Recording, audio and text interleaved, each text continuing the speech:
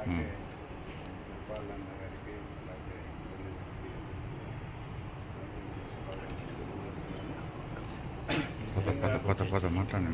మాట్లాడండి. చూడండి, స్వేచ్ఛ స్పీచ్ తీయాలంట.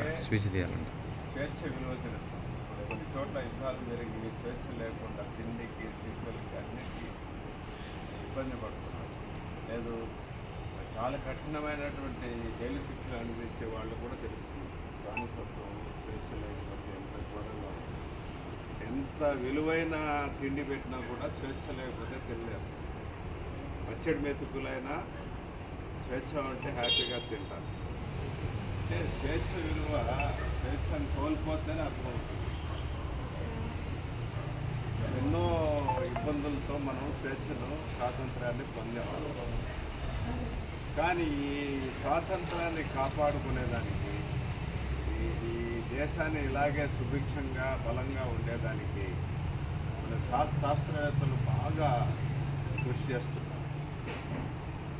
మేక్ ఇన్ ఇండియా, మన దేశం ఇతర దేశాలపైన ఆధారపడకుండా ఏ దేశాన్నైనా సరే మన జోలికి వస్తే ఆ దేశాన్ని భస్మం చేస్తామనేటువంటి ఒక భయం నాకు అటల్ బిహారీ వాజ్పేయి ఉన్నప్పటి నుంచి, పోఖ్రాన్ పరీక్షలు జరిగినప్పటి నుంచి మన సత్తా ప్రపంచానికి తెలిసింది. మన జోలికి ఏ దేశమైనా రావాలంటే భయపడేటువంటి పరిస్థితి. మన నెల్లూరులో ఉండేటువంటి, మన ఆత్మకూరు మహిళల్లో ఉండేటువంటి శాస్త్రవేత్త గుండ్రా సతీష్ రెడ్డి గారు, ఆయన కూడా ఈ మన రక్షణ వ్యవస్థని బలోపేతం చేసేదానికి విగ్రహారాలు పనిచేశారు. మన అబ్దుల్ కలాం దగ్గర ప్రియశిష్యుడిగా ఉన్నారు. అబ్దుల్ కలాం లాంటి శాస్త్రవేత్తలు ఈ దేశానికి దొరకకపోతే ఈ దేశం ఇప్పుడు నిర్భర దేశంగా ఇతర దేశాలను భయపడే పరిస్థితి లేకుండా, ఇప్పుడు మనల్ని చూస్తే మన జోలికి వస్తే ఏమైనా చేయగలరు. కూడా అమెరికా వాడినైనా సరే వేసేస్తాం. వాడు ఎంత బలవంతుడైనా సరే మన జోలికి వస్తే భస్మం చేసేటువంటి శక్తి మనకు ఉంది. కాబట్టి మన జోలికి సామాన్యంగా రాదు. ఆ విధంగా మన దేశాన్ని మనం బాగా గట్టిగా తయారు చేసుకుంటాం. Make in India. పాత రోజులు ప్రతి దానికి ఇతర దేశాల మీద ఆధారపడేది, ప్రతిదీ మనమే తయారు చేసుకుని మనం ఇతర దేశాలకు వేల కోట్ల పరికరాలు, ఆయుధ సంపత్తిని మనం ఎగుమతి చేసే స్థితికి వచ్చాం. ఇంచుమించు 60,000 కోట్లు గత 2-3 ఏళ్ళ నుంచి మన దేశం నుంచి ఇతర దేశాలు. ఇప్పుడు ఇందాక సార్ చెప్పినట్టు ఆపరేషన్ సింధూర్ తర్వాత మన టెక్నాలజీ చాలా దేశాలకు నచ్చింది. చాలా ఆఫర్స్ వస్తున్నాయి. మాకు ఇవి కావాలి, అవి కావాలి, మాకు మీ దగ్గర ఉండే టెక్నాలజీని మాకు ఇవ్వండి అని చూసారా.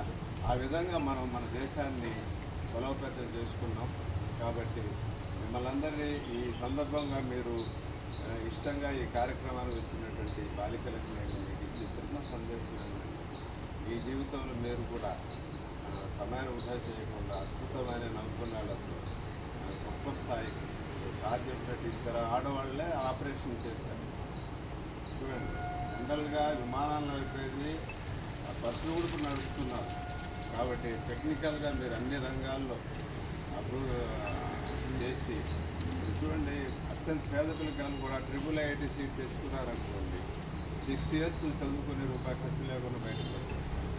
అంటే మీరు సెల్ఫ్ టాలెంట్ ఉంటే మొత్తం సొసైటీ మీకు అండగా నిలబడుతుంది.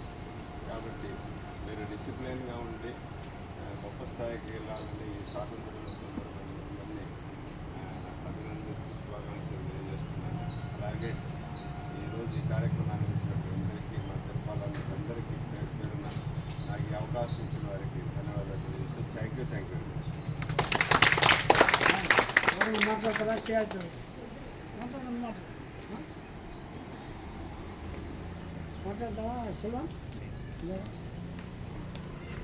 Stand at ease.